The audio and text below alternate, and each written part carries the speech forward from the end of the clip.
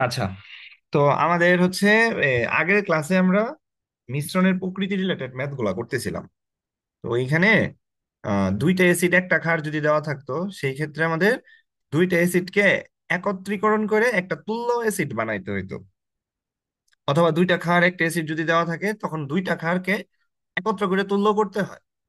তো এর জন্য তুল্য করার সিস্টেমে আমরা একটা শর্টকাট ওয়ে দেখাইছি যে কিভাবে আমরা দুইটা অ্যাসিডকে একটা অ্যাসিডে তুল্য করব। এর জন্য কি করব, সরাসরি আমরা মিশ্রণের ঘনমাত্রা বের করে ফেলাবো। ধরেই নিব যে আমার অ্যাসিডটা তুল্য হয়ে গেছে, সেই ক্ষেত্রে আমাদের অ্যাসিডের ঘনমাত্রা বের করব। তো অবশ্যই অ্যাসিডটা তখন কনভার্ট হয়ে যাবে কোনটায়, এক এইচ যুক্ত অ্যাসিড বা একটা হাইড্রোজেন যুক্ত অ্যাসিডে আমাদের কনভার্ট হয়ে যাবে। তো এর জন্য কি করতে হবে, যে যে অ্যাসিড আমার দেওয়া আছে, যে দুইটা অ্যাসিড যে আমার দেওয়া আছে, ওই দুইটা অ্যাসিডের আয়তন ঘনমাত্রার সাথে ওই অ্যাসিডের হাইড্রোজেন সংখ্যা গুণ দিয়ে যোগ করব, ডিভাইডেড বাই মোট আয়তন। এইভাবে আমরা অ্যাসিডের ঘনমাত্রাটা বের করব। যেমন একটা অঙ্ক ছিল এরকম। আর বাকি নিয়মটা হচ্ছে আগের মতোই। অ্যাসিডের ঘনমাত্রা বের করার পরে আমাদের পাত্রে কি থাকবে, ক্ষার থাকবে না। তারপরে ওই যে অ্যাসিডের মোল সংখ্যা বের করব, ক্ষারের মোল সংখ্যা বের করব, বিক্রিয়া করব, সমীকরণ বানাবো, অঙ্ক করব, ম্যাথ সলভ করব, এই। তো এইখানে আমাদের একটা অঙ্ক ছিল এরকম যে 200 ml 0.2 মোলার দ্বিক্ষারীয় অ্যাসিড, এক অম্লীয় ক্ষার 0.3 মোলার আয়তন ঘনমাত্রা দেওয়া আছে। আরেকটার কি দেওয়া আছে, নাইট্রিক অ্যাসিডের আয়তন ঘনমাত্রা দেওয়া আছে। তাহলে এখানে কি দেখতো, দুইটা অ্যাসিড দেওয়া আছে না, একটা দ্বিক্ষারীয় অ্যাসিড, আরেকটা হচ্ছে নাইট্রিক অ্যাসিড। আরেকটা কি দেওয়া আছে, এক অম্লীয় ক্ষার দেওয়া আছে না। আমরা কিন্তু এর আগের ক্লাসগুলোতে পড়াইছি দ্বিক্ষারীয় অ্যাসিড কিরকম হবে, এক অম্লীয় ক্ষার কেমন হবে, এগুলো কিন্তু আমরা যে দেখায় আসছিলাম। এগুলো মনে আছে তো নাকি, এই যেগুলা হ্যাঁ, ইচ্ছা মতো নিলেই হ্যাঁ। হয়েছে যে কোনো একটা তুল্য সংখ্যা সহ কিন্তু আমরা দেখছিলাম আর কি। আচ্ছা, এরপরে আমরা এইখান থেকে তাহলে আমরা এক কাজ করব, যে এইখানে যে দুইটা অ্যাসিড দেওয়া আছে, একটা দ্বিক্ষারীয় অ্যাসিড প্রথমে ধরে নিব। যে ধরি দ্বিক্ষারীয় অ্যাসিড হচ্ছে একটা সালফিউরিক অ্যাসিড, আর একটা হচ্ছে এক অম্লীয় ক্ষার হচ্ছে সোডিয়াম হাইড্রোক্সাইড। ধরে নেওয়ার পরে দুইটা অ্যাসিডকে আমরা এখন তুল্য করে নিব। তো এই ক্ষেত্রে কি করব, মিশ্রণের ঘনমাত্রা বের করব। তো কি করব, আয়তন ইন্টু ঘনমাত্রা। দেখ, আমার কাছে অ্যাসিড আছে কয়টা, দুইটা। একটা সালফিউরিক অ্যাসিড ধরে নিলাম, যেটা আর কি এই পাত্রে আমরা ধরে নিলাম যে এখানে আমাদের ধরে নিলাম যে সালফিউরিক অ্যাসিড। আর এই পাত্রে আমরা ধরে নিলাম হচ্ছে কি সোডিয়াম হাইড্রোক্সাইড। তাহলে কি করব, সালফিউরিক অ্যাসিডের আয়তন কত আছে 200 ml, ইনটু ঘনমাত্রা কত আছে 0.2 মোলার, ইনটু ওই অ্যাসিডের হাইড্রোজেন সংখ্যা কত আছে, সালফিউরিক অ্যাসিডের হাইড্রোজেন সংখ্যা হচ্ছে 2। হ্যাঁ, যোগ, যেহেতু আমাদের এই যে সূত্রের ভিতরে সামেশন দেওয়া ছিল, এই যে সামেশন আছে কিন্তু এখানে সামেশন আছে, তাহলে সামেশন অনুযায়ী কি করতে হবে, আরেকটা অ্যাসিডকে যোগ করতে হবে। তাহলে যোগ, আরেকটা অ্যাসিড কি আছে, নাইট্রিক অ্যাসিড। এর আয়তন কত আছে, এর আয়তন তো 50 লিখে ফেলছি। এর আয়তন তো 50 না, এর আয়তন কত, ও না ঠিকই তো আছে, 50ই তো ছিল। এর আয়তন হচ্ছে 50 ml, ইন্টু 0.2 হচ্ছে তার ঘনমাত্রা, আদি আয়তন ইন্টু ঘনমাত্রা, ইন্টু ওই অ্যাসিডে হাইড্রোজেন সংখ্যা। এই অ্যাসিডে কয়টা হাইড্রোজেন আছে, নাইট্রিক অ্যাসিডে একটা হাইড্রোজেন, এর জন্য এক দ্বারা গুণ করি নাই আর কি। ডিভাইডেড বাই মোট আয়তন। মোট আয়তন কত হবে, দুইটা অ্যাসিডকে যেহেতু আমরা তুল্য করতেছি, তাহলে দুইটা অ্যাসিডের আয়তন নিব। আগে ছিল 200 ml, পরে হয়েছে 50 ml, তাহলে মোট আয়তন হচ্ছে 250 ml। তাহলে এই অবস্থায় অ্যাসিড মিশ্রণের ঘনমাত্রা কত বের হবে, 0.36 মোলার। তো এখন আমরা এই অ্যাসিডটাকে তুল্য করার পরে কোনটাতে কনভার্ট করলাম, দুইটা অ্যাসিডকে তুল্য করার পরে অবশ্যই অবশ্যই এক হাইড্রোজেন সংখ্যা বিশিষ্ট অ্যাসিড এসে কনভার্ট হবে। তাহলে এখানে এক হাইড্রোজেন সংখ্যা বিশিষ্ট অ্যাসিড কোনটা আছে, নাইট্রিক অ্যাসিড আছে। তাহলে এর জন্য পরে আমরা দেখ এই লাইনটা লিখছি যে সুতরাং নাইট্রিক অ্যাসিডের ঘনমাত্রা 0.36 মোলার এবং আয়তন কত, ওই যে মিশ্রণের আয়তনটাই আমরা দেখে দিব, এই 250 ml। এই পর্যন্ত বুঝতে পারছিস? হ্যাঁ, পরে কি, পরে তো ওই যে একটা অ্যাসিড হয়ে গেল, আর পাত্রে আরেকটা কি আছে, ক্ষার আছে। তাহলে একটা অ্যাসিড একটা ক্ষার থাকলে কি করতে হবে, মোল সংখ্যা বের করতে হবে। তাই এর জন্য কি করছি, এই যে অ্যাসিডের মোল সংখ্যা বের করছি, আবার কি ক্ষারের মোল সংখ্যা বের করছি। মোল সংখ্যা বের করার নিয়ম তো আগে। গুলো জানি আমরা। তারপরের গুলো হচ্ছে ওই যে বিক্রিয়া হ্যাঁ, করে সমতা করছি আর কি। বুঝতে পারছিস?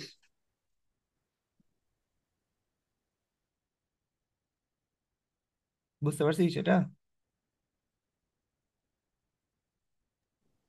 তাহলে আমরা এটাকে যদি এক হ্যাঁ, বুঝতে হ্যাঁ, পারছি। আমরা যদি ইন এ নাটশেলে যদি এটাকে প্রকাশ করি, আমরা এটাকে এইভাবে একটু হেডিং করে দেই যে একাধিক মিশ্রণের ক্ষেত্রে একাধিক অ্যাসিড অথবা ক্ষার মিশ্রণের ক্ষেত্রে, এটার আরেকটা ট্রিক্স আছে, আরেকটা ট্রিক্স আমি একটু পরে বুঝাই। একাধিক অ্যাসিড ক্ষার মিশ্রণের ক্ষেত্রে আমরা কি করব? এক নাম্বার কাজ, যদি আমাদের দুইটা অ্যাসিড থাকে তাহলে একটা তুল্য করে নিতে হবে। তাহলে লিখবো যে দুটি অ্যাসিড থাকলে তুল্য করে নিব। তাহলে দুইটা অ্যাসিডের মধ্যে তুল্য করে নিব। তুল্য মানে হচ্ছে দুইটা অ্যাসিডের মধ্যে সমঝোতা করা। যেমন আমেরিকান $1 সমান সমান বাংলাদেশে কত টাকা? কত টাকার সমঝোতা হইতে হবে? 120 টাকা বা 100 টাকার 100 টাকা। হইতে হবে। তার মানে আমরা এই দুইটার ভিতরে সমঝোতা করার জন্য বাংলাদেশি 100 টাকাকে আমেরিকান $1 সাথে সমঝোতা করলাম। তা বাংলাদেশে যদি 200 টাকা থাকে তাহলে আমেরিকান $2 সাথে সমঝোতা করবো। ব্যাপারটা এরকম। তাহলে আমেরিকান $1, বাংলাদেশে কিন্তু 1 টাকার সাথে সমঝোতা হবে না। 1 টাকা আর $100, $1 কিন্তু এক জিনিস না। ঠিক এরকম যে এখানে দুইটা অ্যাসিড যে আছে, দুইটা অ্যাসিডের পরিমাণকে আমরা কি করে নিছি?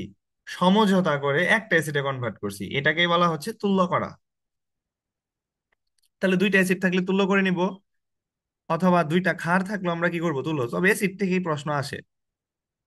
দুটো ক্ষার থাকলে কি করে নিব? তুল্য করে নিব। তাহলে দুইটা অ্যাসিড থাকলে তুল্য করব, অথবা দুইটা ক্ষার থাকলেও কি করব? তুল্য করব। ঠিক আছে, বুঝাতে পারছি? আচ্ছা, তো তুল্য করার কি, এই যে শর্টকাট, তুই দুইটা ওয়েতে করতে পারিস। ওয়ে হচ্ছে দুইটা। ওয়ে নাম্বার এক, 1 নাম্বার ওয়ে কি, আমরা মিশ্রণের অবস্থায় ঘনমাত্রা বের করব। তাহলে মিশ্রণের ঘনমাত্রা বের করব। অলরেডি আমরা দেখাইছি, আবার একটু দেখাই দিতেছি যে মিশ্রণের ঘনমাত্রার ক্ষেত্রে, এক্ষেত্রে কি করব? আদি আয়তন,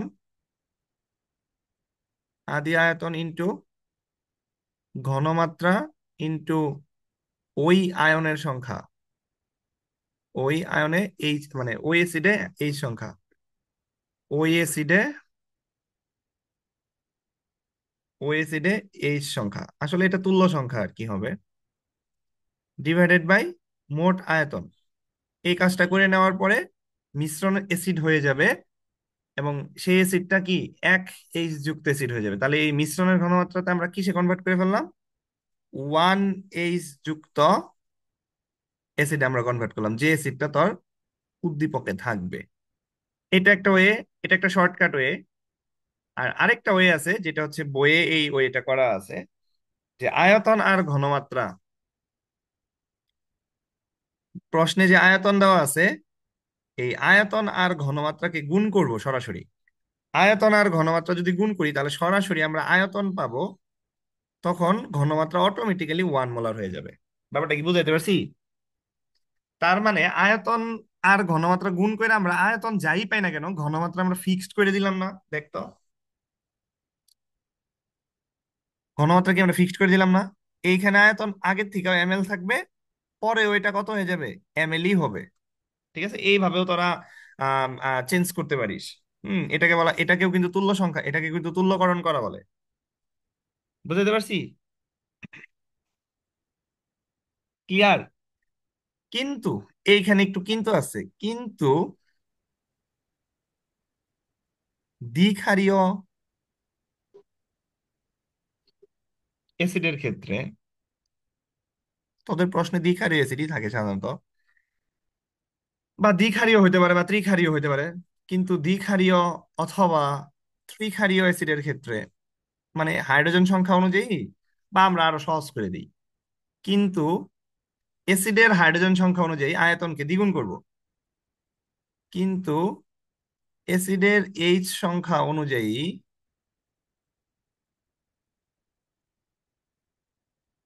আয়তনকে পরবর্তীতে কি করতে হবে? আয়তন গুণ দিতে হবে। আয়তন গুণ করব, আয়তন গুণ করব। কিরকম?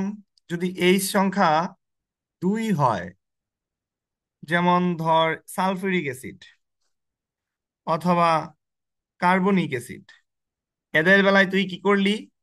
এদের বেলায় তুই আয়তন ইনটু ঘনমাত্রা কি বানাইলি? আয়তন বানাই ফেললি। তো আয়তন বানানোর পরে ওই আয়তনের ঘনমাত্রা কত হবে? ওই আয়তনের ঘনমাত্রা 1 মোলার হবে। কিন্তু দেখ তো, এগুলো কি দুইটা এইচ আলা অ্যাসিড না? দুইটা হ্যাঁ, এইচ আলা অ্যাসিড কি না? দুইটা তাহলে কি করতে হবে, আয়তনের সাথে পরবর্তীতে আবার কি করতে হবে, দুই দ্বারা গুণ করতে হবে। গুণ করতে হবে। তাহলে দুই দ্বারা গুণ করলে আমরা পরবর্তীতে আবার নতুন একটা আয়তন পাবো। বুঝাইতে পারছি আমি ব্যাপারটা? এটা বইয়ের নিয়ম, 2 নাম্বারটা হচ্ছে বইয়ে আছে এটা। এটা হচ্ছে বই, আর উপরটা হচ্ছে শর্টকাট। একই জিনিস ঘুরে ফিরা। তাহলে যদি তিনটা যদি থাকতো এইচ, যেমন আমি যদি এরকম বলতাম H3PO4, এই ক্ষেত্রে কি হইতো? এই ক্ষেত্রে পরবর্তীতে কি আয়তনের সাথে কি 3 গুণ হইতো না? আমি জাস্ট একটু শর্ট করে লিখলাম, আয়তনের সাথে কি 3 গুণ হইতো না? বুঝতে পারছিস? হ্যাঁ। আচ্ছা। এই কাজটা করার উদ্দেশ্য কি আসলে?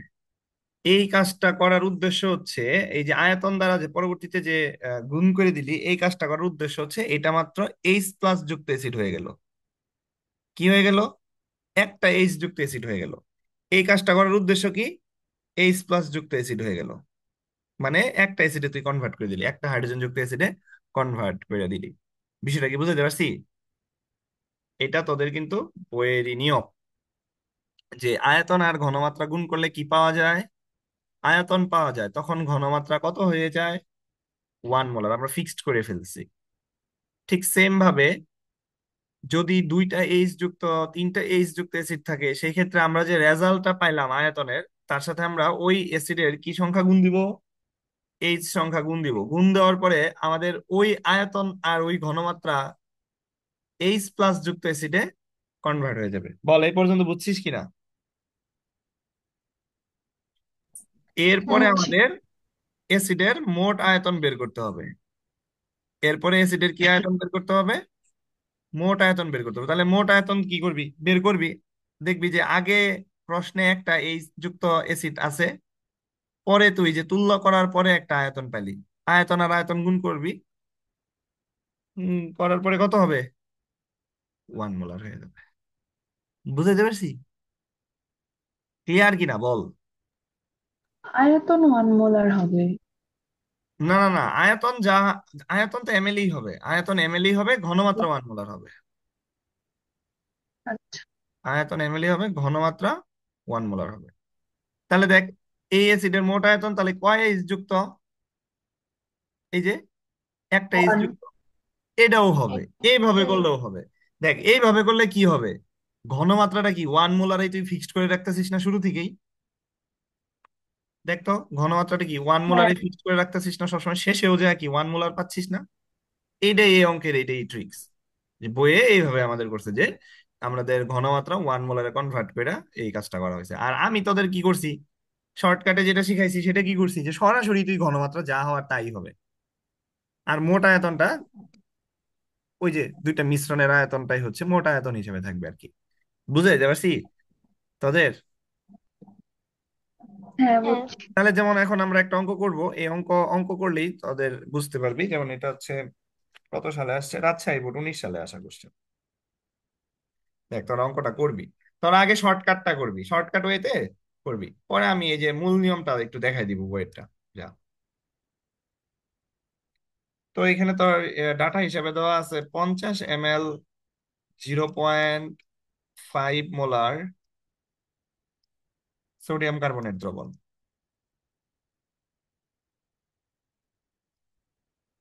এটা একটা পাত্রে দেওয়া আছে। আরেকটা পাত্রে দেওয়া আছে হচ্ছে তোর 20 ml 0.1 মোলার সালফিউরিক অ্যাসিড দ্রবণ। এই ক্ষেত্রে তারা উল্লেখ করে দিয়েছে অ্যাসিড গুলা।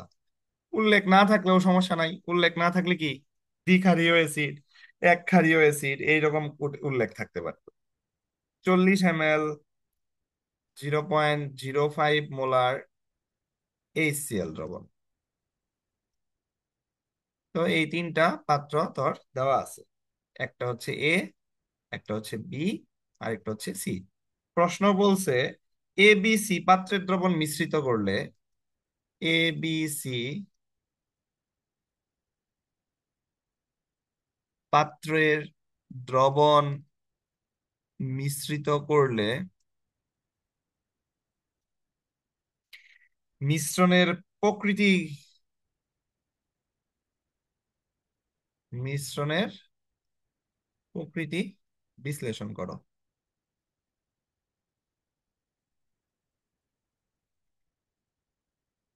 মানে কি? মিশ্রণের প্রকৃতি হোক বা মিশ্রণটি পূর্ণ প্রশমিত হবে কিনা, একই কোশ্চেন না? এই যে পূর্ণ প্রশমিত হবে কিনা, একই তো কথা। আমার যদি মিশ্রণের পর অবশিষ্ট যদি না থাকে তাহলে তো পূর্ণ প্রশমিত হবে। আর মিশ্রণের প্রকৃতি কি তিন ধরনের হতে পারে। মিশ্রণের প্রকৃতি কি হতে পারে? হয় অম্লীয় হবে, তার মানে কি অম্ল অবশিষ্ট থাকতে হবে। হয় ক্ষার হবে, তার মানে কি ক্ষার অবশিষ্ট থাকতে হবে। হয় কি হবে? নিরপেক্ষ থাকতে হবে, মানে কেউ অবশিষ্ট থাকবে না।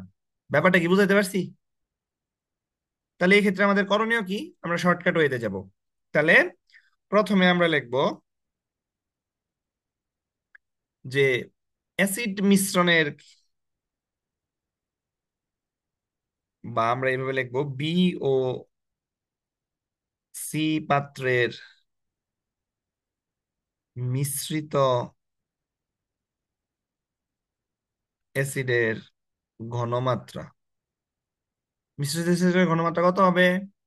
আমরা যদি বি আর সি পাত্র মিশ্রণ করতাম তাহলে সেই ক্ষেত্রে মিশ্রিত অ্যাসিডের ঘনমাত্রা কত হবে? আমাদের বি পাত্রে আছে সালফিউরিক অ্যাসিড, সালফিউরিক অ্যাসিডের আয়তন কত? 20। ঘনমাত্রা কত? 0.1। কয়টা এইচ আছে? দুইটা। দুইটা। তাহলে আমরা দুই দ্বারা গুণ করলাম। যোগ আরেকটা কোন অ্যাসিড আছে? এইচসিএল, এইচসিএল এর আয়তন কত? 40। ঘনমাত্রা কত? 0.05। ইনটু কি ওয়ান দেওয়ার দরকার আছে? না। ডিভাইডেড বাই কত হবে? যেহেতু দুইটা অ্যাসিডকে তুই যোগ করছিস, তাহলে দুইটা অ্যাসিডের আয়তন যোগ কর। 20 ml আর 40 ml যোগ করলে কত ml হবে? 60। কত হবে আনসার? বের কর। 0.1। 0.1 কি মোলার হয়ে গেল না? তাহলে এখন আমরা এক হ্যাঁ, কাজ করব, তাহলে দুইটা অ্যাসিডকে একত্রী করার পরে আমরা কোন অ্যাসিডকে ধরে নিব? তাহলে এইচসিএল, তাই না? এই কাজ করার পরে আমরা হ্যাঁ। কোন অ্যাসিড পাবো? এইচসিএল পাবো। তাহলে এইচসিএল কেন পাইলাম বলতো এখানে? যেহেতু এখানে এইচসিএল এক এইচ যুক্ত অ্যাসিড আছিল, এই জন্য আমরা এইচসিএল নিব। তাহলে সুতরাং, যদিও লেখা যায় না তারপর আমরা লিখবো, সুতরাং এইচসিএল এর কি ঘনমাত্রা, এটা তুল্য করার পরে আর কি। তাহলে ঘনমাত্রা কত পাইলাম? 0.1 মোলার। আয়তন কত পাইলাম? 1 মোল। 60 ml। সরি। ও হ্যাঁ, 60 ml। তাহলে এখন আমরা কি, সুতরাং এইচসিএল এর কি তুল্য সংখ্যা বের করতে পারবো না? সুতরাং এইচসিএল এর, সরি, মোল সংখ্যা বের করতে পারবো না। হ্যাঁ, ভিন্ন। সুতরাং এইচসিএল এর মোল সংখ্যা কত হবে? আয়তন, এটাকে আবার লিটারে নিতে হবে, ইন্টু ঘনমাত্রা। কত হইলো মোল? 6 ইনভার্স 40। হুম, 6 × 10⁻³ আসে। এত মোল। তাহলে দেখ অ্যাসিডের কাজ কি শেষ না? আমরা বি আর সি এর কাজ শেষ করছি না? এবার কি এর সাথে বি আর সি এর তুল্য করার পরে যে অংশটা আছে যার সাথে বিক্রিয়া করানো, তাহলে সোডিয়াম কার্বনেটের কি মোল সংখ্যা লাগবে, তাই লাগবে না? প্রশ্নে তো সোডিয়াম হ্যাঁ। কার্বনেটের আয়তন ঘনমাত্রা দেওয়াই আছে, তাহলে সরাসরি মোল সংখ্যা বের করলে হবে। সুতরাং সোডিয়াম কার্বনেটের মোল সংখ্যা, তাহলে সোডিয়াম কার্বনেটের মোল সংখ্যা যদি বের করি, তাহলে সোডিয়াম কার্বনেট আছে 50 ml, 0.5। তাহলে 50 ml কে কি করতে হবে? লিটারে নিতে হবে, ইন্টু 0.5। কত মোল আসে? 0.025। 0.025 মোল। বা এটাকে আমরা লিখতে পারি না যে 2.5 × 10⁻²মোল? হ্যাঁ। ইনভার্স করে হ্যাঁ, নিলাম আর কি। আচ্ছা, এরপরের কাজ কি? মোল সংখ্যা বের করার পরের কাজ কি?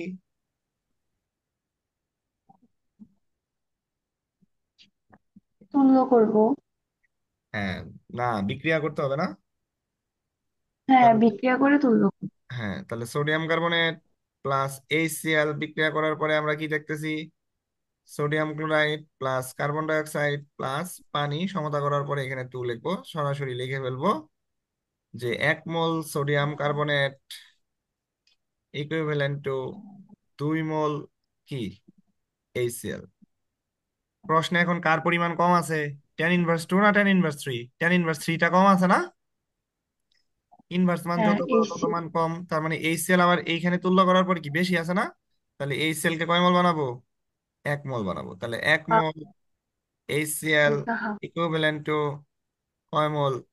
Half mole sodium carbonate. Sodium. আর তোর কাছে HCl আছে এখানে কতটুকু? 6 × 10 ইনভার্স, মানে কিছুটা হলো ওই যে লিমিটিং বিক্রয়ের মতো, যে যেটা লিমিটিং বিক্রয় সেটা ধরে আমাদের অঙ্কটা আগাইতে হবে। যেহেতু এখানে লিমিটিং বিক্রয় HCl, তাই আমাদের HCl ধরে বুঝলাম কেমনে, এই যে এইখান থেকে ডাটা দেখে বুঝলাম লিমিটিং মানে যার ডাটা কম থাকবে সেটাই আমাদের লিমিট। যদিও আমরা মূল লিমিটিং বিক্রিয়কে কিন্তু ম্যাথটা অন্যভাবে করে আসছিলাম, এখান থেকে এইভাবে বুঝবো আর কি। তাহলে এখানে আমরা হাফ করলে কত আসবে? তাহলে হাফ ইন্টু 6 × 10⁻³ মোল সোডিয়াম কার্বনেট। কত আসে সোডিয়াম কার্বনেট? 3 × 10⁻³ তার মানে কি এখানে কে অবশিষ্ট থাকবে?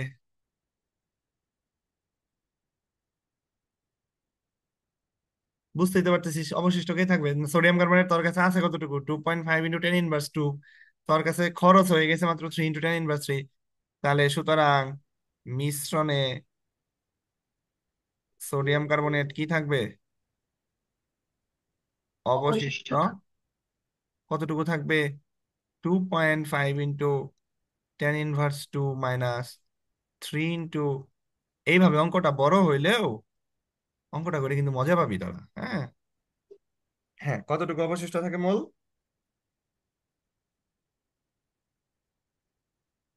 0.022। 0.022। টু টু কি মোল? পরে কি এই মোলের জন্য কি ঘনমাত্রা বের করা যাবে না? তাহলে মিশ্রণের প্রকৃতি কি হবে? আমাদের আনসার হয়ে গেছে। সুতরাং ক্ষারীয় হবে। মিশ্রণের প্রকৃতি কি হবে? ক্ষারীয় হবে। এরপরে ক্ষারীয়। যদি আরো ডাটা চায়, যেমন ধর পিএইচ জানতে চাইলো, তাহলে সেক্ষেত্রে আমরা একটু এক্সট্রা কাজ করি। যে সুতরাং মিশ্রণে কি সোডিয়াম, এইটুক পর্যন্ত কিন্তু আনসার। সুতরাং মিশ্রণে সোডিয়াম কার্বনেটের কি ঘনমাত্রা, তাহলে ঘনমাত্রাটা কত হবে? মোল সংখ্যা যে আছে 0.022, এটাকে কত দ্বারা ভাগ করতে হবে? মোটটা এখন। মোট আয়তন। মোট আয়তন কত? এবার বল মোট আয়তন কত হবে? এবার কোন কোন আয়তন আমরা কাজ করছি বলতো? HCl এর আয়তন নিছি না? হ্যাঁ। এই যে এই আয়তন নিছি না, এখান থেকে 60 ml আয়তন নিছি। আর কতটুকু আয়তন নিছি? 60 নিছি, আর এখান থেকে কি 50 ml নিছি না? বুঝিস নাই?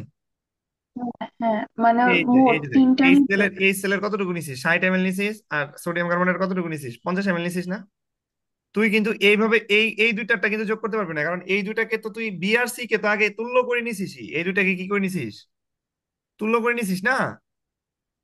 তুল্য করার পরে আয়তন আসছে কত? 60। 60 আসছে না? এই যে, তাহলে 60 আর সোডিয়াম কার্বনেটের 50, তাহলে কত হলো? 110। তাহলে ডিভাইডেড বাই 110 কত হলো? ও, এটাকে তো আবার লিটারে নিতে হবে। 110, হ্যাঁ, দেখতো কত আসে।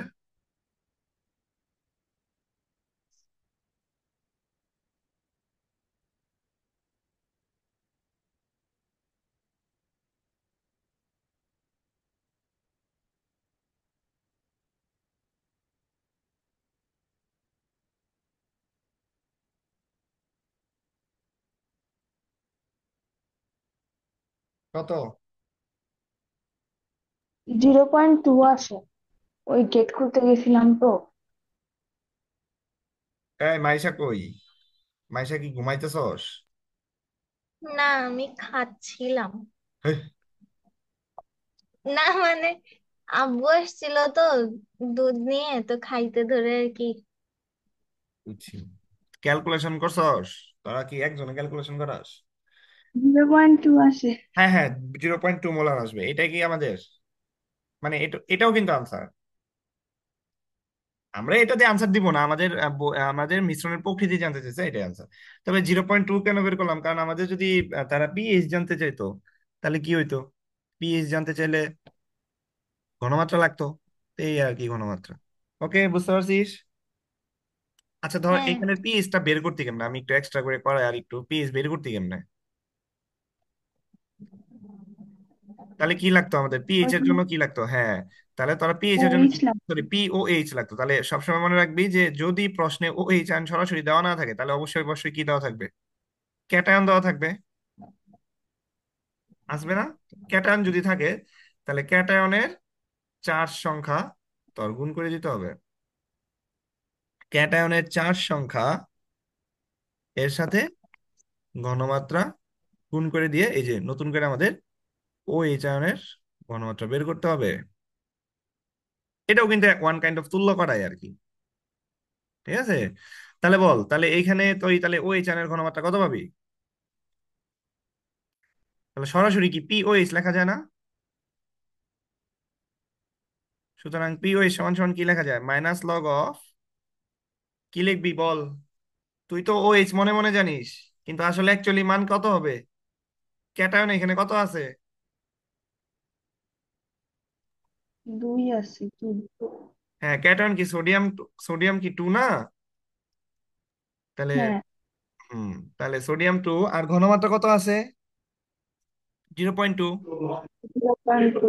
তাহলে কত আসলো? ক্যালকুলেশন কর। জিরো পিএইচ এর কিন্তু পয়েন্ট হাতে থ্রি নাতে নাইন ক্যালকুলেশন আছে, এটা চতুর্থ অধ্যায়ের জন্য দরকার। হ্যাঁ, কত? 0.39। 0.39। তাহলে সুতরাং পিএইচ কত হবে? 14 - 0.39 কত হয়? 13.6। 13.6। এইটাই হবে আমাদের পরবর্তীতে যদি পিএইচ জানতে চাইতে হয় অঙ্কের। এই, বুঝতে পারছিস? অনেক কিছু কিন্তু একটা অঙ্কের ভিতরে আমি শিখাইছি, এইভাবে করতে পারিস। আরেকটা ওয়ে আছে। কোন ওয়ে? ওই যে ওয়ে নাম্বার 2, একটু আগে আমরা ওয়ে দেখাইলাম না?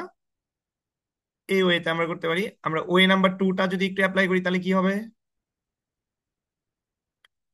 যদি আমরা ওয়ে নাম্বার 2টা অ্যাপ্লাই করি তাহলে আমাদের কি হবে? আমি একটু উদ্দীপকটা শুধু কপি করি। আমরা শুধু উদ্দীপকটা একটু কপি করি। আমরা যদি 2 নাম্বার ওয়েতে যেতাম,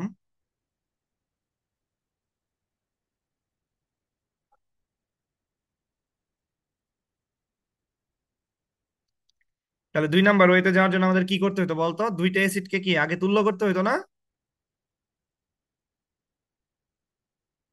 দেখ, আমরা যদি তুল্য করি তাহলে কি করব দেখ। আমরা লিখবো যে 20 ml, হ্যাঁ বইয়ের নিয়মটা করতেছি, 20 ml 0.1 molar sulphuric acid equivalent to কি করতে হবে? গুণ করতে হবে আয়তন আর ঘনমাত্রা, তাই না? তাই তাই ছিল কিনা বল? এই দেখ, আয়তন আর ঘনমাত্রা গুণ করলে কি পাওয়া যায়? আয়তন পাওয়া যায়। অবশ্যই আয়তন আগে যা একক থাকবে পরেও একই একক থাকবে, এবং ঘনমাত্রা 1 মোলারে ফিক্সড হয়ে যাবে।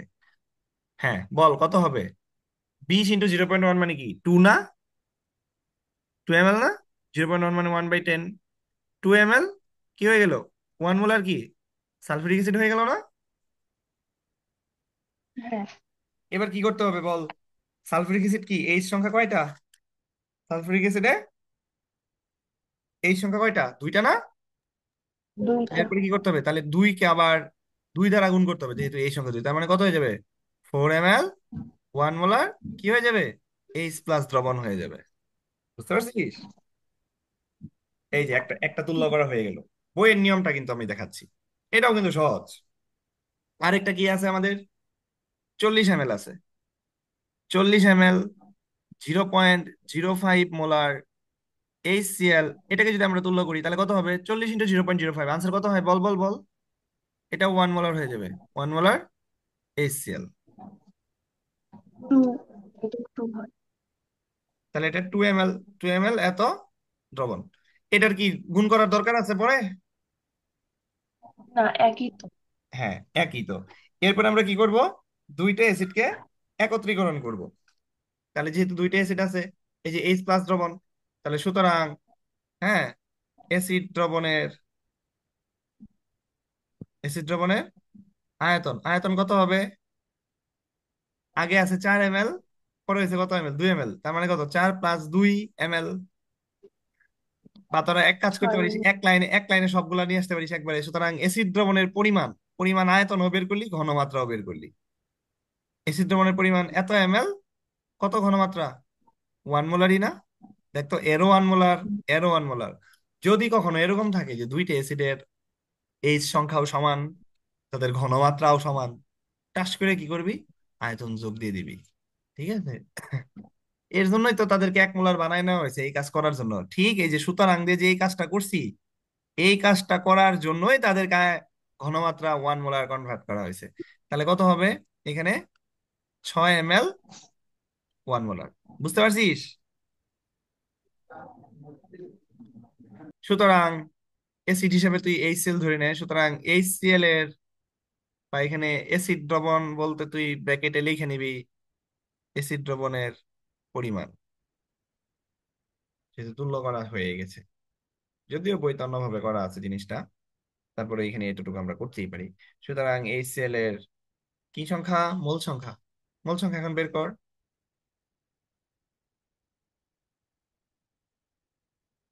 মোল সংখ্যা কত হবে? 6 × 10⁻³ × 1 মোল। কত হবে?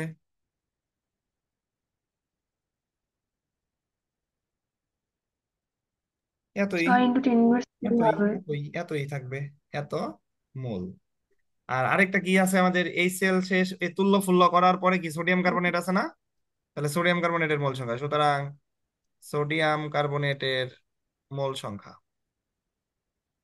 এখানে কত হবে? সোডিয়াম কার্বনেটের মোল সংখ্যা, সোডিয়াম কার্বনেট আছে কতটুকু? 50 ml 0.5। তাহলে 50 × 10⁻³ × 0.5 মোল। কত হবে এটা? 0.025। 0.025 মোল। বা এটাকে যদি আমরা সূচকে লিখি, তাহলে 2.5 2.5। ইন্টু 10⁻³ মোল। 2 হবে, 10⁻² হবে। ও হ্যাঁ, 10⁻²। তাহলে এরপরে আমি আর বিক্রিয়া ঠিক না করি, যেহেতু এটা আমি শর্টে দেখাচ্ছি, তাহলে আমরা একসাথে কি লিখতে পারি? একবার ওই যে আগের টুকু একটু কপি করে ফেলাই। হ্যাঁ, এইটুক তো আমাদের একই রকম থাকবে।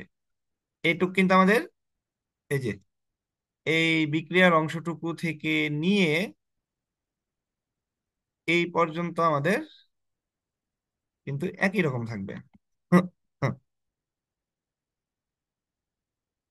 এই পর্যন্ত আমাদের একই রকম থাকবে। ঠিক আছে? এই পর্যন্ত একই রকম থাকার পরে তাহলে আমরা এখান থেকে কার কম পরিমাণ পাইতেছি? নিজেই তো দেখতে পারতেছিস, সোডিয়াম কার্বনেট এখানে কম না? সরি, এই সেল কম এই তো। সেল কম না? তো এই সেলকে তো আমরা 1 মোলই বানাইছি, আগের মতোই হবো। তাহলে এই সেল আমাদের আছে কতটুকু? 6 × 10⁻³। তাহলে এত মোল HCl ইকুইভ্যালেন্ট টু, তাহলে এটাকে ইয়া করে ফেলা, তাহলে 1/2 × 6 × 10⁻³ মোল কি সোডিয়াম কার্বনেট। দেখ তো কত আসে রেজাল্ট। থ্রি আগের ইন্টু মতো টেন আসবে? ইনভার্স থ্রি হুবহু কি আগের মতো আসতেছে না? দেখ এই যে অঙ্ক তো হয়েই গেছে। এই যে এই যে ডাটা কিন্তু আমরা পেয়ে গেছি, হ্যাঁ। দেখছিস? দেখ, আমরা কিন্তু এইভাবেও আইসা ডাটা একই রকম পাইছি, এইভাবে যাও কিন্তু ডাটা একই রকম পাইছি, পাইছি না?